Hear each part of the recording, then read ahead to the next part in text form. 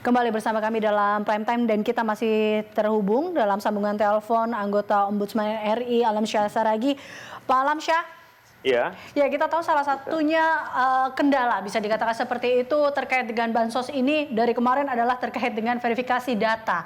Ini sehingga ya. akhirnya masih juga ada warga-warga yang mengatakan dirinya seharusnya layak menerima bansos tetapi ternyata tidak dapat. Nah, Anda melihat terkait dengan hal ini seperti apa, Pak Alamsyah?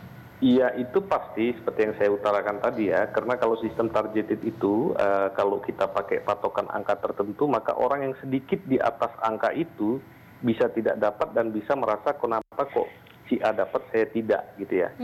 Nah, itu yang kemudian memang harus disediakan satu alokasi budget penyangga apabila orang tersebut setelah diverifikasi memang layak dapat bantuan. Kalau dia sedikit di atas orang yang menerima bantuan rata-rata gitu ya, batasnya katakanlah miskin dan sedikit di atas miskin, maka itu harus bisa di cover, tapi agak lebih jauh dari situ memang tidak bisa di cover, sehingga kelemahan dari memang sistem targeted itu memang selalu akan begitu dan di negara manapun begitu. Jadi saya kira satu, pemerintah harus menyebut kriteria orang yang bisa dapat, dan kemudian kedua menyediakan anggaran penyangga apabila memang ada orang yang sedikit di atas batas yang ditetapkan itu ternyata memang layak untuk dibantu. Oke, berarti kalau dikatakan bahwa ini salah satu cara yang harus dilakukan terkait dengan kita butuh ini sebuah tindakan yang tepat dan juga cepat pastinya. Nah, Ya, Anda melihat betul. bahwa ini adalah dua langkah ini salah satunya adalah mencari ataupun memberitahu kriteria mana orang yang tepat mendapatkan ini dan juga anggaran penyangga juga ini menjadi salah satu jawaban juga atau seperti apa? Betul. Ya, saya lihat sebetulnya pemerintah sekarang pada tahap awal memang sudah menyediakan alokasi ya 600.000. Apakah cukup atau tidak itu urusan lain yang di luar topik yang kita bahas gitu ya, 600.000.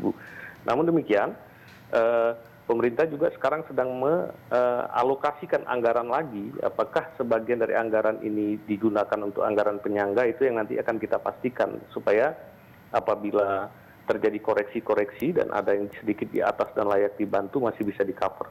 Jadi saya lihat sementara ini on the track, tapi mudah-mudahan tidak terlalu lama karena ini butuh langkah yang sangat cepat dan kita berada dalam situasi shock yang waktunya juga pendek.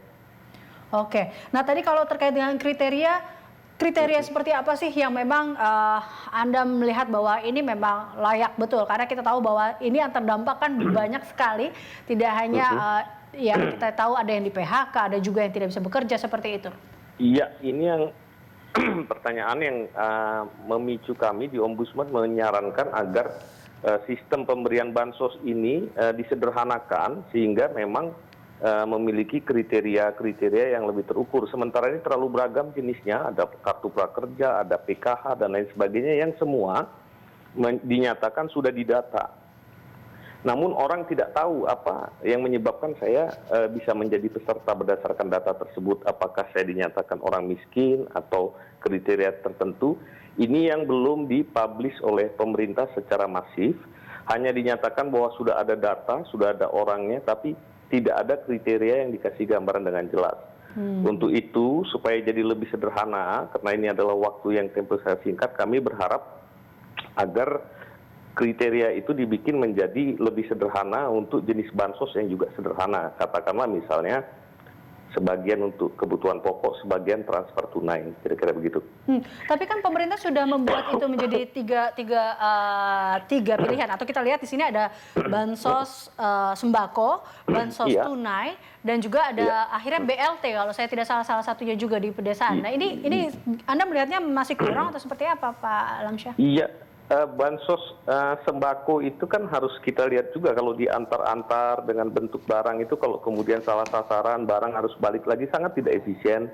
Saya berpikir lebih baik model e-money ya yang bisa kemudian dalam satu platform dibelikan sembako diantar oleh transportasi daring, misalnya itu daerah perkotaan yang wilayahnya adalah wilayah PSBB. Yang kedua, transfer tunai ke rekening. Jadi kalau kemudian itu masuk transfer itu, maka kemudian bisa digunakan oleh orang sehingga dia selain kebutuhan makanan ada kebutuhan cash untuk keperluan sehari-hari yang lain dan dia bisa stay di rumah.